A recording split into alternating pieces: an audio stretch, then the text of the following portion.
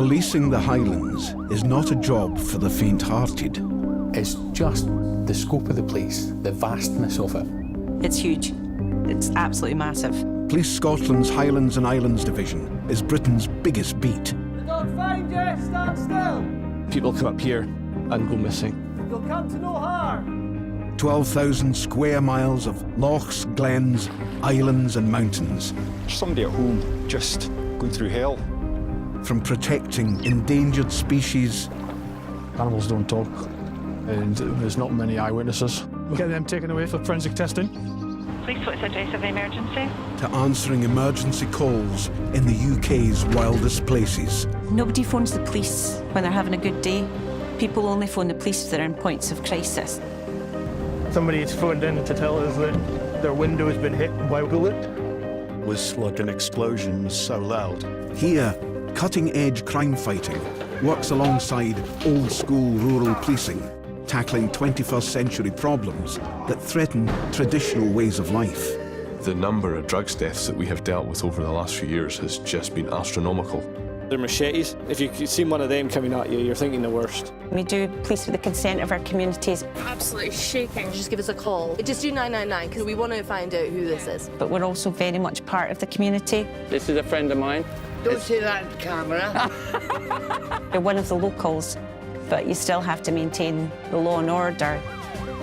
This series goes inside the UK's most unique police division to find out what it takes to patrol the beat and keep the peace in the most beautiful and challenging places in Britain.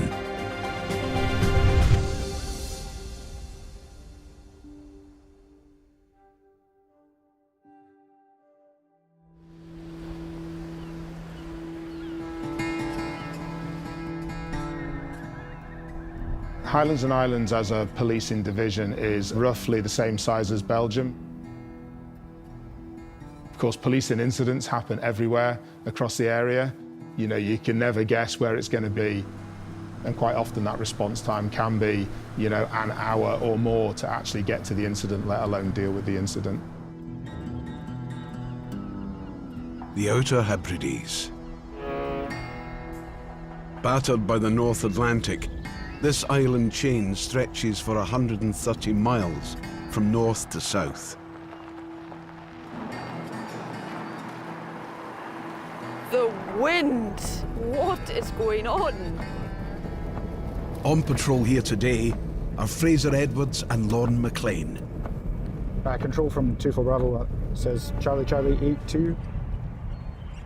Stornoway is 3 hours on a boat to mainland Scotland, and sometimes that boat doesn't go. So we could be stuck here for days without a ferry. We are literally just in the middle of the Atlantic. It's going to be like it was yesterday, isn't it? Rain. The size of the beat we cover covers the 2 islands of Lewis and Harris. There's a population of around sort of 24 to 25,000 people spread over that. It's the 3rd largest island in the British Isles. It's a big area, and you could be anywhere in that area when the call comes in. That comes with obvious difficulties. Hello, you're through to the police. There's a car that's gone off the road. So it's one car that's been off the road, gone through a fence, and they've gone down the hill. Right. This urgent call is on Lorne and Fraser's patch. Yeah, could you allocate that RTC to ourselves? We'll attend. Caller states her husband is presently helping 2 females who have been involved in an RTC. Just one car which has went down a hill into a field and requesting police attend. Caller presently on holiday in area.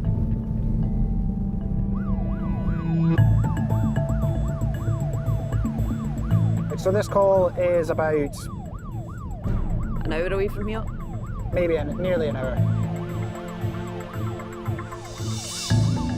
The location is on the Isle of Harris, 40 miles to the south, but Fraser and Lorne are the closest cops, so they're on their way. Going to a road traffic accident that's an hour away, what's going through our minds is, are they okay? Are they injured? Is the car on the road? Is anybody else hurt? What have they hit? If there are injuries, is it likely that an ambulance would get there quicker than us, and it, would one need to be called? You're trying to build up as much of a detailed picture as you can about who's involved and what kind of state they're in. Lauren and Fraser need to get to the scene as fast as possible. But the route involves the kind of winding Highland road that can make for a challenging drive, even for the police. You're driving at pretty high speeds on roads that really were never designed to be driven anything like that. I've been to a lot of road traffic collisions on our island's roads. I don't think people realise maybe how dangerous our roads can be if they're not used to driving them every day. And rain, wind, that all plays a factor in our roads because we're so exposed here.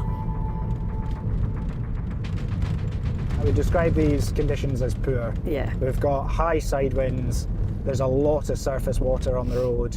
It's not ideal driving conditions by any stretch. Certainly at the time that this RTC came in, it was very heavy rain. Yeah, very heavy rain. That's the polite way of putting it. Lauren is making good time, but there's still miles to go. And they don't know how serious the situation at the crash site really is.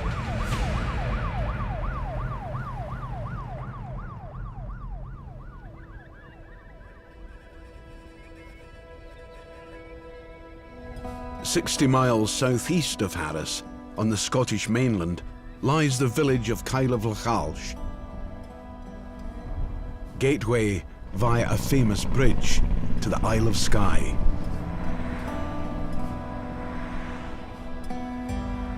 Today, local PC Gavin McDevitt is heading over to the island to help officers there with a job that could prove dangerous.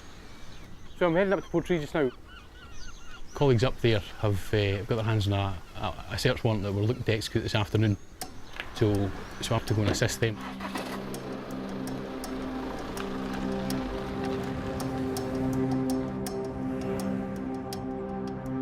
A warrant for us is an authority to carry out an action given by the court. We basically have to convince the sheriff that the intelligence or information that we've got is credible. And if the sheriff's convinced that the information is credible, then they'll give us the warrant. Then we make arrangements to go and effect it. The warrant itself has been craved off the back of intelligence that we've received that someone that stays in Portree has a prohibited weapon. In this case, it's suspected to be a canister of incapacitant gas. So the CS, like the stuff that we carry. CS spray or CS gas is an irritant spray. You spray it at somebody, it affects their eyes and their nose and can incapacitate people, so an incapacitant spray. Now it's controlled under the Firearms Act, and obviously they can be quite dangerous. You know, I've been exposed to CS a number of times and it's very unpleasant, really unpleasant. So a member of the public having that and having access to that is a real concern for us. Smaller stations like Kyle and Portree have limited numbers of officers, so for bigger jobs like this one, they'll often join forces. When we find ourselves working on our own down at Kyle, if we had a job that we needed assistance for, the Portree cops would come down and assist us. So reciprocally, if they've got a job up there they need a hand with, they're 40 minutes up the road, but we're the closest backup effectively, so we do work pretty closely. This is the worst car park in Scotland. I think they designed these for when cops were going about in bicycles.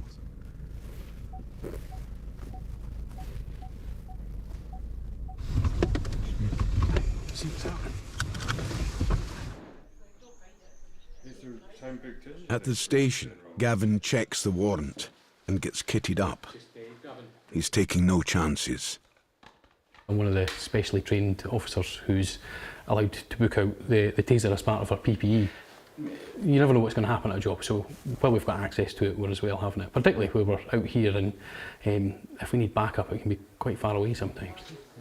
Also on the team are officers from the Operational Support Unit, or OSU, trained to force entry if necessary. We've got the 3 guys from the OSU who are assisting us. They're going to assist us with the entry. So there will be 5 conventional and 3 OSU. Resourcing a warrant's always tricky.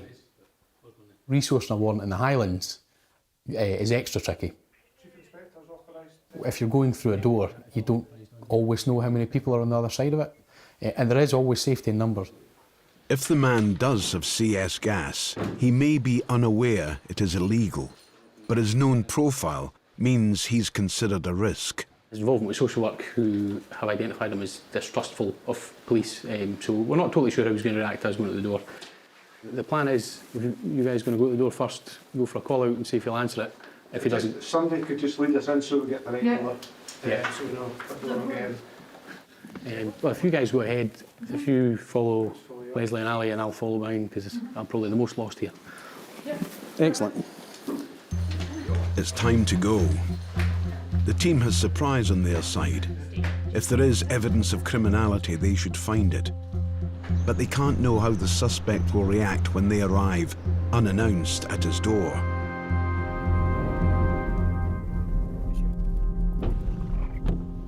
Is the ferry coming in?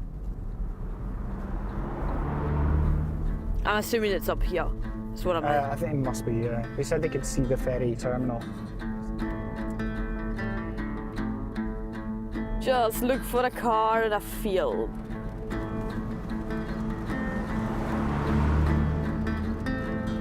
Ah, there we go. Oh, no. I'm going to stick the blues on. On Harris in the Outer Hebrides, Lauren and Fraser have finally reached the car that crashed into a field. That's a long way down. That is a long way down. Yeah, that's arrival at this RTC. We're just speaking to the parties just now.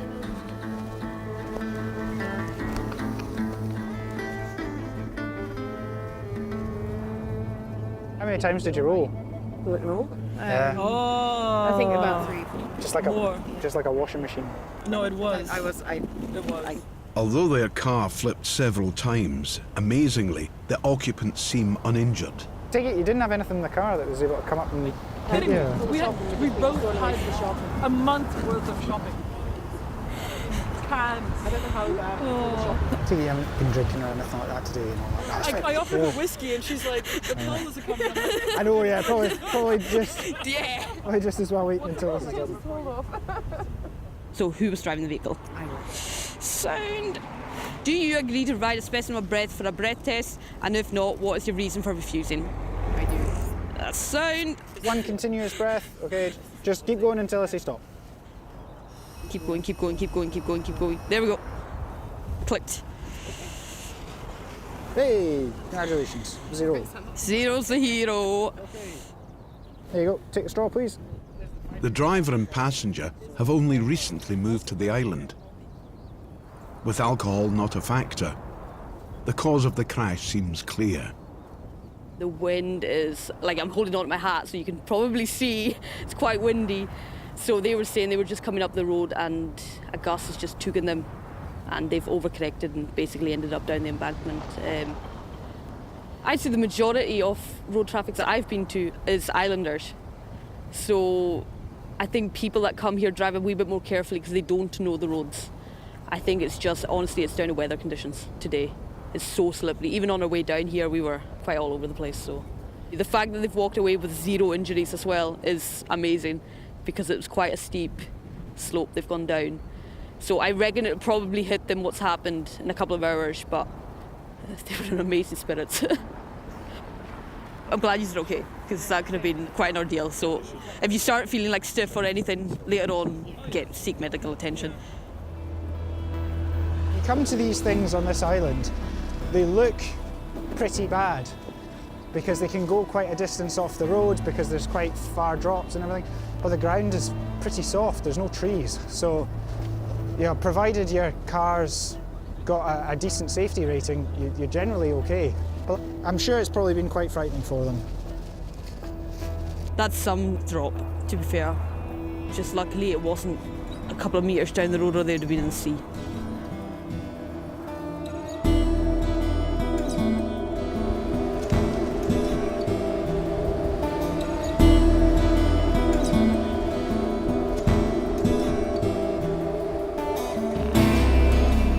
Across the Highlands and Islands, conditions can be dangerous at any time of year. Orkney, off Scotland's north coast, experiences some of Britain's wildest weather. Today, Sergeant Simon Hay is on his way to what sounds like a possible drowning. The witness has actually been sat in his car when he's noticed the male inflatable dinghy fly past his car. That's when he's noticed that he's come out the boat. The information I've got just now is that we potentially have someone in the water. They're not local, there's 2 of them, so as far as I'm aware we've got officers on scene, we've got Coast Guard, and we've also got ambulance. Orkney is an archipelago made up of around 70 islands, 20 of them inhabited. It has a population of 22,000. Tourism is big business, but it can be a challenging place for a holiday. Orkney's really well known for folk wanting to come up and fish and want to come up and sail. We get a lot of people that want to come up and dive, and people forget that just because they're deep sea divers in the Mediterranean, it's lovely weather, usually a little bit warmer, but our waters are rough. They're really, really rough. It's just a completely different water. We're quite a flat island, there's not that much protection from the wind there. So we can have the 4 seasons in one day. But sometimes in Orkney it can go from beautiful blue skies to just really, really strong wind really quite quickly. The location is a small loch at an exposed spot close to the sea. Most of Orkney's emergency teams are already here. Yeah, that's received, that's me just here.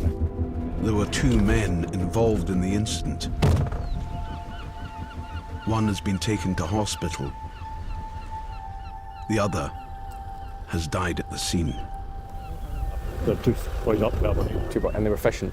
Well, they'd come, and they'd mate, and one it's like, says, "I can't go eating that. It's a what to go fishing." I'm not much of a fisherman, but... No, I wouldn't go eating that, and I don't know if there's anybody fishing either. Yeah, so at this time it does just appear to be a fishing accident. I've spoken to Willie about the boats and whatnot, and we'll just get a quick couple of snaps of the boats and then we'll seize them as well. Simon now has an investigation in his hands. This looks like a tragic accident, but it's crucial to determine the exact cause of death. I've been involved in far too many boating accidents from people's lack of experience or knowledge of our waters. Anything that you go to with a death, you're wanting to make sure that you've done the best for the family initially when you're dealing with the evidence, because perhaps if there's no witnesses, then they're relying on you being the ones to tell them how their loved one died. Did you set it down when it blew away, or let it blow about?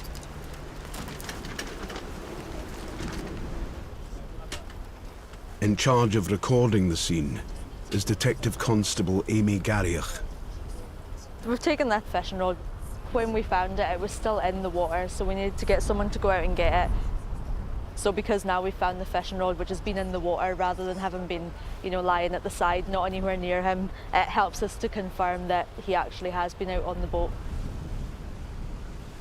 This is where the boat had launched from initially, and the boat was also later found in the field behind here. So I've just taken some photos of this area so that basically we've got a better idea of where everything's been at before we've got here and how things have happened. The weather conditions today, obviously, it's not the best here. The wind's coming in this direction, so it does make sense why the boat's come back this way. It's quite a light boat, so it wouldn't have been very difficult for it to have been blown back over here. Fatals are just the worst things that you can go to. Anything to do with people dying is always really emotional. With all the evidence gathered, the police can leave the scene. They've got the boat. Emma's going to do door to door, and I think we're all stand down, good to go. Rod's going to go in my car. We always plan that we don't have any witnesses. We've That's why we seized everything, to see if we can actually figure out what's happened. In something like this, if there was no houses at all, then we're kind of knackered. But I'm hoping that one of them will at least seen them on the boat. But it's the challenge. If there's, you know, if it's something's happened in a street, then there's potentially loads of eyewitnesses. But if nobody's seen anything else, which is what I make sure that we cover everything. You've got to kind of desensitise yourself a little bit to what's going on, because you treat the body as a locus, and we're looking for anything that how this person came to pass. If there's anything immediate, like injuries, marks, whatever it may be, and then we'll look into this person. We'll look into their history, to their medical background, to their knowledge of fishing, to how good their boat is. You know, if their boat's seaworthy. There's just a multitude of things that we'll need to kind of capture. Right there and then, you're focused on doing the absolute best for what you need to do. We do see some pretty awful things and have to deal with some pretty awful stuff, but as long as we're all really good at speaking about it now, and speaking about emotions, and we're all trying to be emotionally aware, and the way that things affect some people might not be the same as someone else. Back at the station, the man's belongings are carefully recorded. Until the cause of death is established, they'll be kept as evidence. Then, they'll be returned to his family. And this tragic case will be closed.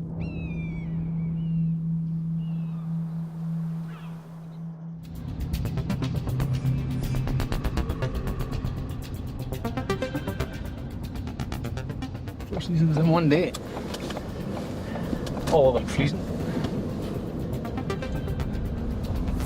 On Skye, Gavin McDevitt is in convoy to execute a search warrant. They're investigating an allegation that a man has CS gas, which is classed as an illegal weapon. Gavin doesn't know much about him, but social work have flagged that he's considered vulnerable. You need to take his vulnerability into account when we're doing it.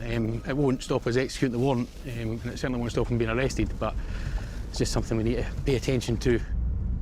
We don't want to cause undue distress to people if we can avoid it. We did have a little bit of background about the gentleman that we expected to be in the property. And some of that suggested to us that there were some vulnerabilities around his mental health, and that he potentially was reasonably anti-police with some run-ins that he'd had previously.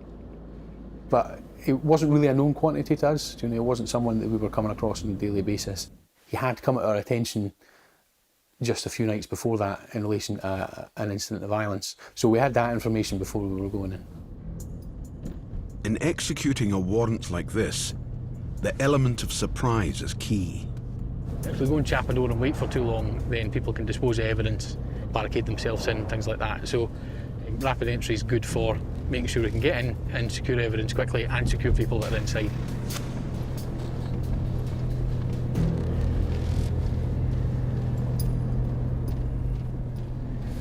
When we're looking in a community like this is, you never really get the element of surprise. As soon as a couple of police cars show up, everybody knows about it.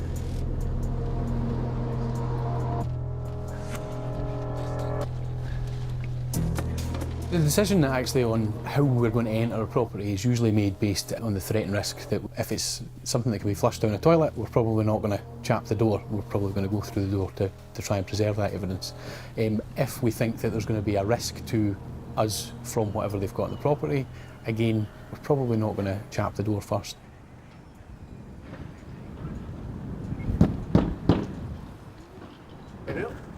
Can't see anybody. With no immediate answer, officers secure the back of the house, while the specialist team is given the go-ahead to force entry.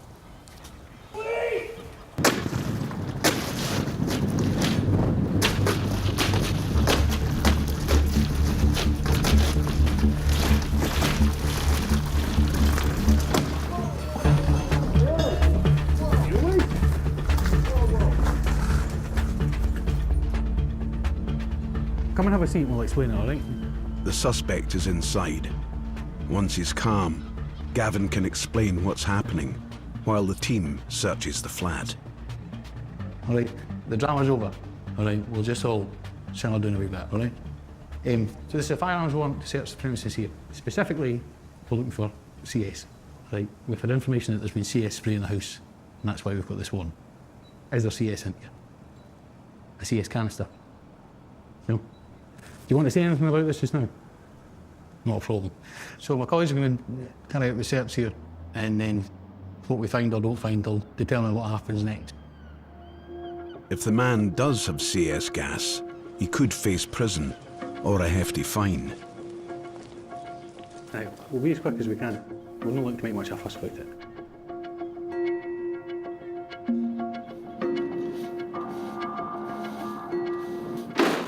After a thorough search, the team uncovers no CS gas. But they do find drugs and a number of knives. The keys, eh? The police take the suspect into custody for questioning.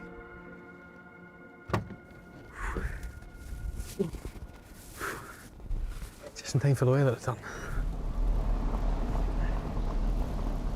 The search hasn't turned up any firearms. There's no trace of any CS canister in there. We did, however, recover 3 pretty juvenile-looking cannabis plants and some substances we suspect to be probably cocaine or speed, which we'll get a retrospective warrant for. The subject's been arrested because I still need to interview him about the allegation that he's had possession of a firearm, so that's what we're on our way to do now. He's coming down to the police station.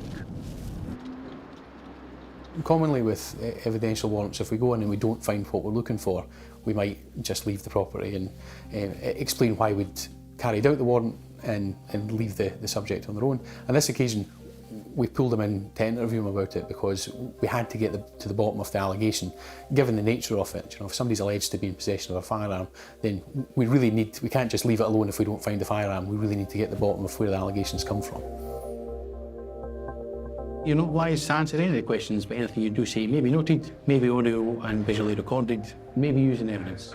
With no admission from him or CS gas found, he's released while the police continue with their inquiries. And actually, a couple of days later, he was arrested in Corrie carrying a knife, and that was based on the intelligence that we received from doing that warrant, because we knew he had possession of lots of knives and weapons, and the likelihood was that he was going to be carrying them about, which it turned out to be. So, well, we didn't get a can of CS. What we did get was intelligence that did lead to an arrest.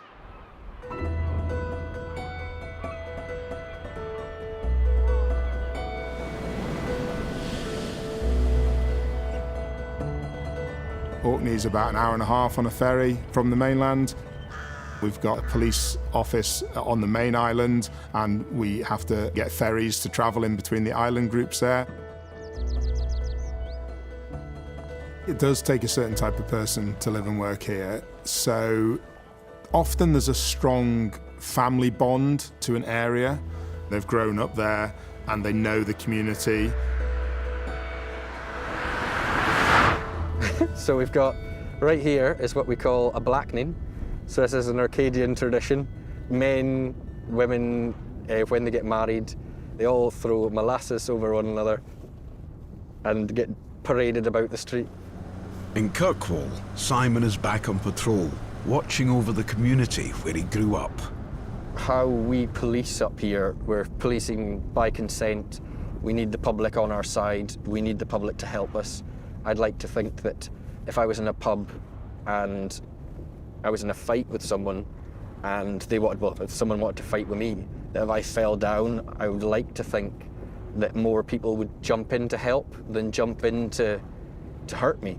So once we get into big crowded situations, you really are relying on the fact that they know I'm not just Sergeant N0407 Simon Hay.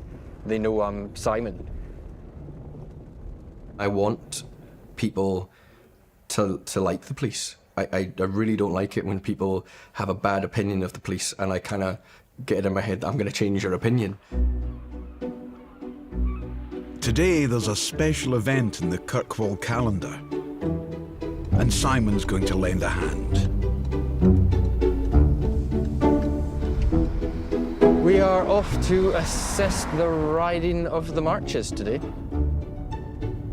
This has been going on for a fair few years just now, and a local group of horse riders go around what used to be the old town boundary, and they just like to have a bit of police presence just to make sure that people are driving appropriately past horses. People don't appreciate that when you're up on a horse you're quite vulnerable, and that despite the fact that horses they're really well trained, if someone zooms past them and they buck and they knock that rider off, then that could potentially kill them. Up to 100 horses and riders from across Orkney take part each year, including plenty of familiar faces for Simon to catch up with. Let's go Hobnob. I think I know most of them. That used to be my teacher. Hello, Gillian. I'm very well. How are you getting on? Hello. Yeah. Kids doing fine. Kids are absolutely mental. They're just... The plan is for Simon to drive ahead of the horses to make sure the route is clear. Up West Tankerness Lane. Across the road. And then straight up the wrong way. Yep. Up that. Yeah. Yeah, we'll wing it. Wherever you go, they'll follow. I like that. We try and get involved in a lot of community events. This is a once-a-year event, and it's a good chance to speak to a lot of people. We know that we've had concerns with regards to horses being spooked, so what better place to come, get that information, see how they're feeling and how they actually want to be policed in their community. It's part and parcel of policing. Like I said before, we are the community, and we're the police of the community, and we are the community, so we want to be involved with people from all different organisations and groups, and it's just good to be seen helping. This is Simon's first time policing the ride, so he takes the chance to learn more about its history. Well, in the 1500s, okay, we were given the royal borough here. Yep. As soon as that happened, the ones in charge would ride the boundary of the town to make sure that nobody had encroached or moved the boundaries. Oh, okay. And so it was just checking the boundary, and it's a nice outing to get dressed up. Hi, go ahead. Yeah, exactly. But the community history lesson has distracted Simon from the task in hand. Well, I think they've taken off before me. They've gone without me. I can go up and meet them at the front. Yeah. See if we can get them.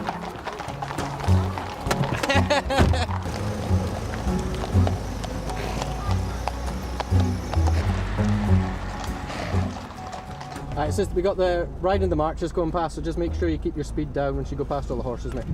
Spot on, thank you.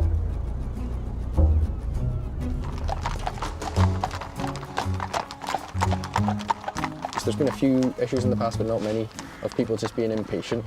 But this happens once a year, and people can wait the 2 or 3 minutes it'll take for the horses to go past. Obviously in Orkney we're not used to traffic jams and long queues of traffic, so a minor inconvenience like this can seem to some people as a major issue. Hopefully not today, so fingers crossed. Hello, we've got the riding and the marches just coming past, so if you can just hang fire until they go past, it shouldn't be that long.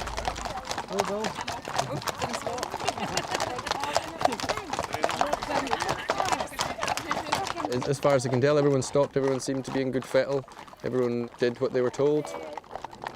Apparently it's yodel law, that all the horses' feet have to go in the water. So I'm learning a lot about Orkney that I maybe should have known, but I do know now.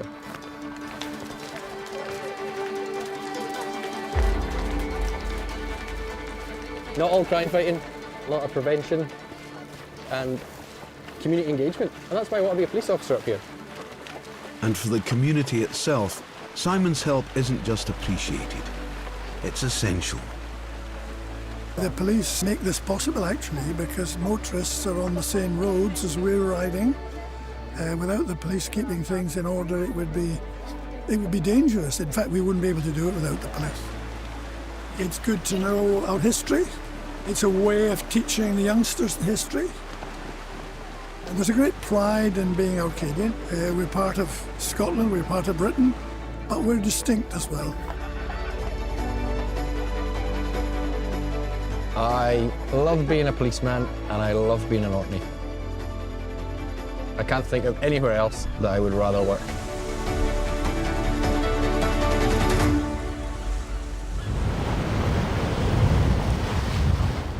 In the outer Hebrides, an Atlantic storm is coming, with winds of up to 100 miles an hour. A really bad storm on Mount Lewis, and my sheds have just blown into the middle of the boat. I'm phoning from Lewis Castle College in Stornoway. Right. There's a big tree came down on the corner of the main road. The weather's awful here just now, and we've got a 12-metre polytunnel, and it's just blown away. So there's just what damage it might do elsewhere. No worries, we'll be there shortly. On the front line on the Isle of Lewis are PCs Ross and Aileen. We are one of the first places the Gulf Stream hits off the Atlantic, so we normally get hit hard. We're always the windiest place in the country. Wind speeds reaching nearly 100 miles an hour. That is quite uncommon. This storm, Corrie, is piling pressure on the already busy police, and on an island, extra backup is simply not available. So it's all hands on deck. Custody supervision in the station. We have a sudden death up on one side of the island that requires a locust guard, so there's officers there. It's still only 7 o'clock or something like that, so we are really stretched at the moment. My friends are texting me being like, be careful out there. Yeah, I got told well to be careful. It makes it exciting. We're getting to go out and see what's happening. There's a tree on top of that vehicle that's over there. We'll go check it out. Got a poor van over here that's been demolished.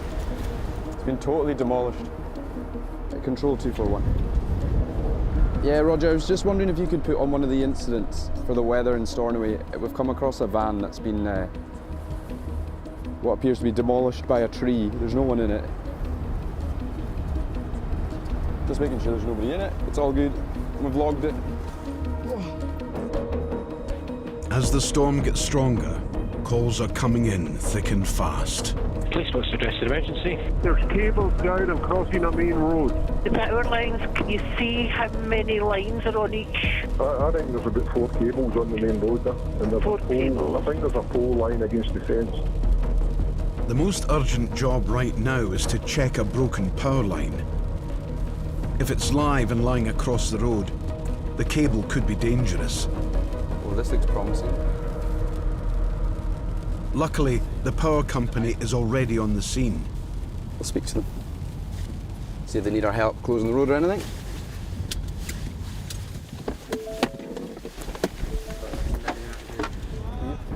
One of those nights, is it? Oh, it's going to be one of those nights. Are you needing a hand from us or anything? We're okay that we've cleared the wires. Our tree uprooted. Thankfully, it fell away from the road. Away from the road, aye. The field there took all the wires with it, so. We might have a look at it anyway. We have a look over. A tree has come down. So it's dragged the cables, but it's gone the wrong way, away from the road. So, thankfully, it's just the houses that are down, the power-wise. Happy the tree and cable are safe for now, Ross and Eileen can move on to the next urgent call. So you can just see here, SSE have actually cleared the cables away from the road. They were live cables, and you can see here this tree is uprooted. We're getting called to things because they're dangerous. Of course, that's exciting. That's fun, and you don't really think of it being dangerous. I think you think of it just being as part of your job, so you just go and deal with it.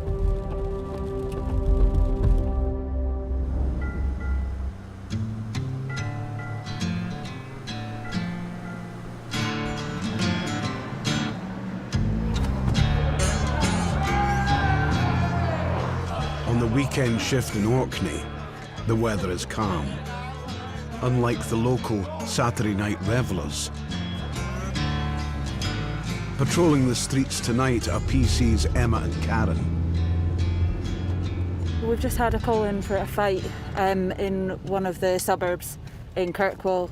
Yeah, just a report of people in the street. Someone's heard a smash as well, so there's possibly glass involved.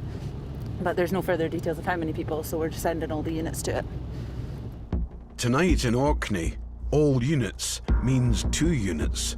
4 officers for the whole island, so if anything else kicks off, the cops will struggle to deal with it. Patdale is quite a common area for disorder and issues, particularly when people are having house parties in that area. They'd spill out onto the street, and then things just get a bit leery because people have had a bit too much to drink, and I think that'll probably be the case right now.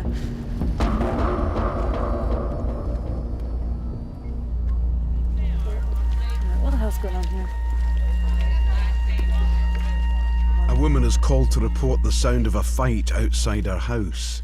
Did you witness what happened then, yeah? Well, they were all fighting out here, and then when we came out, we went out that side of the flag so I could nose and be nosy, and then just seen them all leathering. Was there a group of them then? Oh, there was about 20 of them. There was, honestly, there was about 20 odd anyway.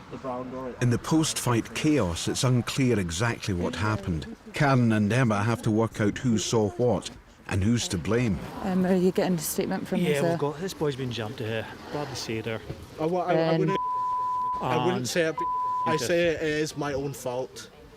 We'll get a statement from her. He's going to get a quick statement now. Yeah. Kirsten in there, so she's seen something as well. A statement from her? No, we just need to get a statement from her now. I would get a woman to do her statement. Yeah, it's better. Yeah, that's fine. I'll just take you over here, okay? No problem. I'll just go and speak to her. Are you alright? Yeah. Just a wee fright, yeah. You've got a little bit and we'll get that looked at. You grabbed me by the throat. What are you on to? Calm down. I am calm. Yeah. Oh. If it was bottled me, if it was for Colin grabbing it, I would have around the back of my head. And when did this happen? About 10 minutes ago. He ran at me with a bottle. 10 minutes Did I run? Yes, it was. No. Guess what? I know you weren't. You guys weren't here. And guess what? I got 3 bottles thrown at me when you were running at me. Because every bottle you had almost hit me in the head. I didn't hit you any bottle. I didn't throw any bottle at you. Calm down. Sorry. Right, sit down. Sorry, I'm not gonna. I'm trying not to get guys. I will say to that is lies. Like, I didn't have any. I was over here. I just saw like everyone start punching each other, and I walked away and my friend walked away with me just to calm me down because I got really angry. Yeah. Because I don't like seeing people get hurt. It's like my worst nightmare. Okay, so it kind of kicked off from an argument between you. Yeah. Okay. Do you remember what it was you were even arguing about? The witness accounts are muddled, but then someone reveals that they filmed the fight on their phone, and the police have the suspect. All right, you're under arrest, fella. Okay, you're under arrest for assault. Okay, so you're not allowed to say anything. You have to do some window down and use evidence. You understand? Get your hands out your pockets, fella. She's got it on, yeah. So by the looks of it, the male who was arrested had been antagonising people in the group. It was a group of young people having a party. It seemed to be people defending other people's girlfriends that just all got out of hand. He was arrested and we had enough evidence to charge him, so he was charged with an assault and a vandalism as he kicked a car when he was coming back down from his assault. It was really just a verbal argument, got out of control, and he stepped it up a level, so that's why he was charged. That's one weekend incident dealt with. But arresting the suspect could actually put more pressure on the rest of the shift. Well, that last call that we were at, we've got a male arrested, so now they're going to have to take him to the station. A sergeant's going to have to book him in. That'll take time processing then, that's 1 unit off the road. So it's just ourselves. So we're the only police unit out, that includes the outer islands as well. Let's just hope that everything's kept to Kirkwall tonight. –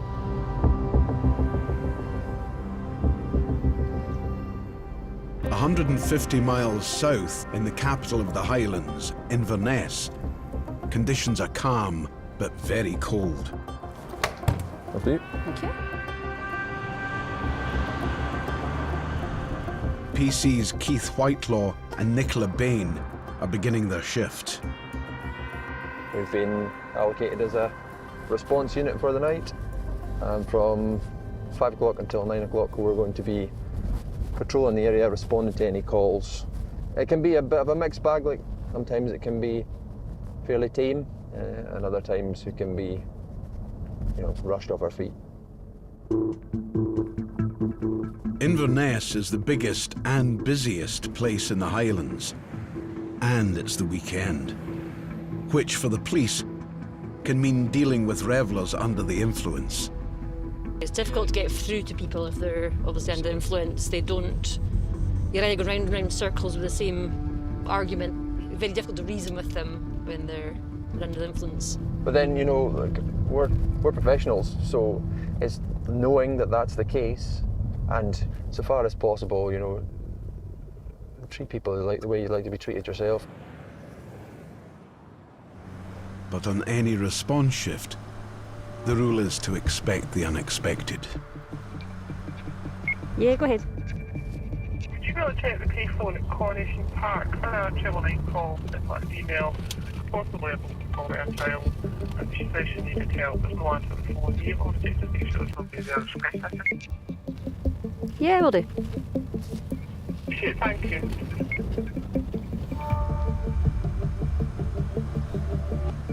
Someone's asking for help, so we're just going down. They think it might be a hoax call, they're saying though.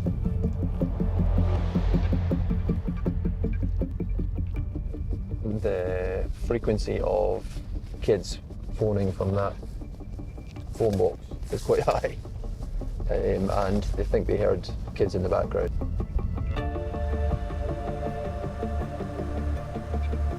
Hoax calls to the police can be a real problem.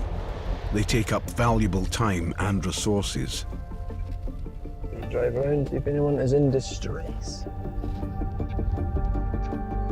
Anyone convicted of making a hoax call can face a £5,000 fine or up to 6 months in prison. Hello. Hello. How are you? Good, good. We've had a call. Somebody was looking for help. A lady shouted up looking for help on the phone. Are you okay? I'm fine, yeah. I'm just leaving my house, my flat, about 10 minutes ago. Have you seen anybody around that might need some help? No. If you see anyone, phone us, okay? No, yeah, I didn't see anyone. Sorry, guys. No, thank you very much. Cheers now.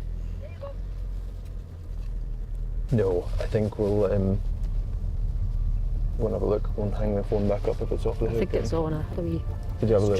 strain my neck, but I think, yeah, just check them. There's no sign of anyone needing help, and if it was a hoax, the culprit is long gone. I mean, for this scenario, unless the person is still here or makes themselves known to us, we've got no way of finding out who's made that phone call. If somebody is genuinely in distress, the phone is back.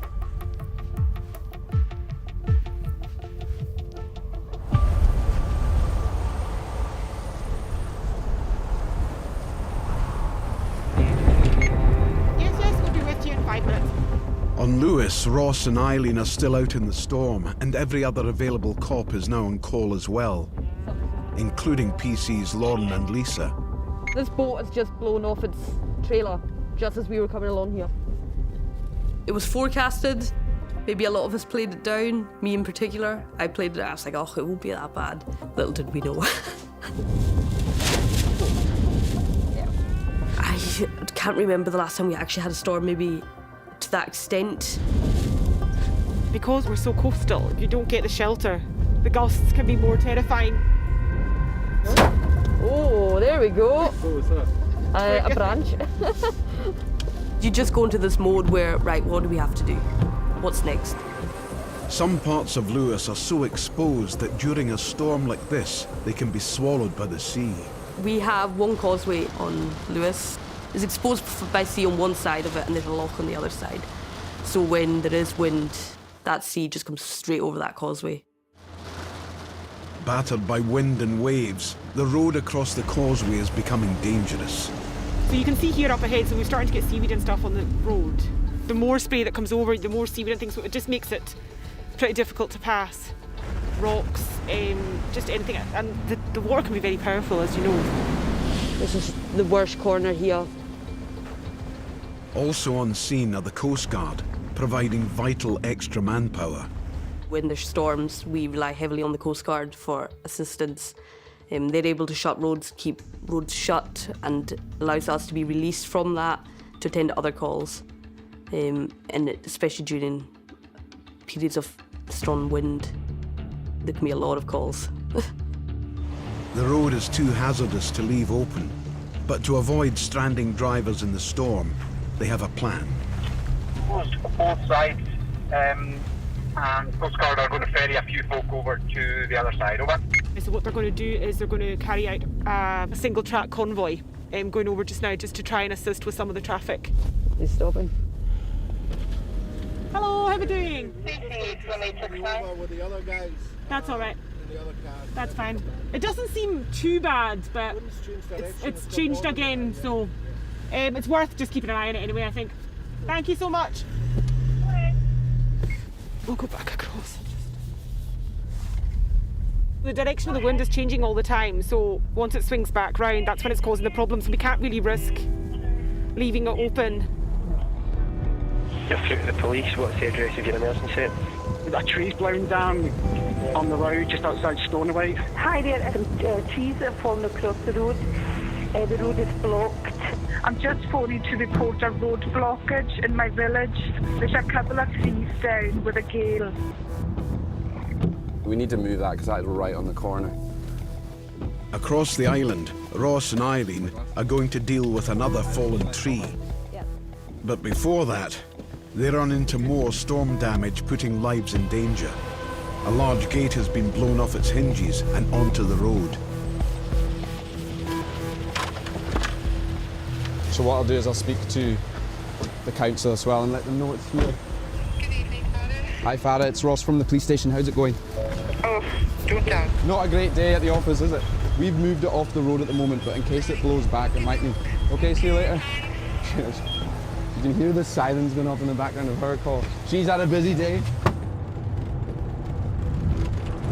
Further down the road, they run into something that will take more than muscle power to shift. So this is a big tree that's down.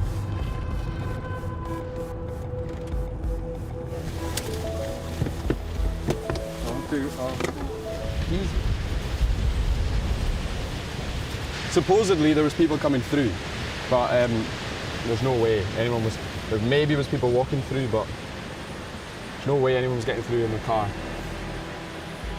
Despite all the damage, there are currently no reports of casualties. But the storm is forecast to last the rest of the night, so the emergency services will stay on high alert until it blows itself out.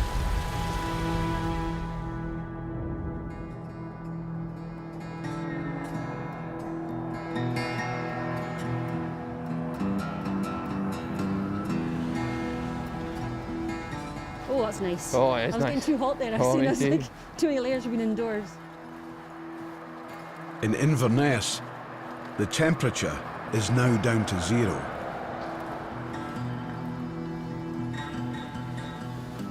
As it's closing time, Keith and Nicola have swapped their car for foot patrol in the city centre. You've got your revellers and party goers and people in nightclubs, stuff like that. Hopefully everybody's merry, hopefully everyone has a good night, everyone's peaceful. Quite a lot of good feeling as well. It's not just all fights and breaches of the peace, but it's good to be out and about. Yes, okay. Take care. Ta-ra. Being on foot makes it easier to do the rounds of the pubs and clubs. What's your closing time tonight? What are you planning? 3 o'clock. 3, unless it just completely dies off. Fine. Right, take it easy, boys. Ta-ra. If I get on film, will I be on the telly? Depending how good your crack is. You having a good night? Keep an eye on the quieter back streets. Have a wee look round the back. Yeah. And even check the local graveyard. Been before, when people have been round here. I think just because it's open, it's like in a place that can attract people to come into. All is good. Hello, police. Hello. Back on the main street, Keith spots something that's a real cause for concern. You okay? Are you just having a sleep, or? Yes. Are you from here? Right. Do you live here, or do you live close to here, or? Are you homeless? No. You're not homeless? It's an elderly man. He seems disorientated. and it's freezing. I'm not hurting anybody. No, you're not hurting anybody. We're just here to see if we can help you. Because you're lying on the floor and it's -1. Have you been drinking and are you feeling a bit sick? No. So you're not from here, you don't stay here. Well, yeah, right. What's your home address? Have you got any ID? Thank you very much. Did you miss your bus home? Were you supposed to get a bus or something? Yeah, that's what happened. And because you were drinking, you've missed it, is it? Yeah. So where do you live? No,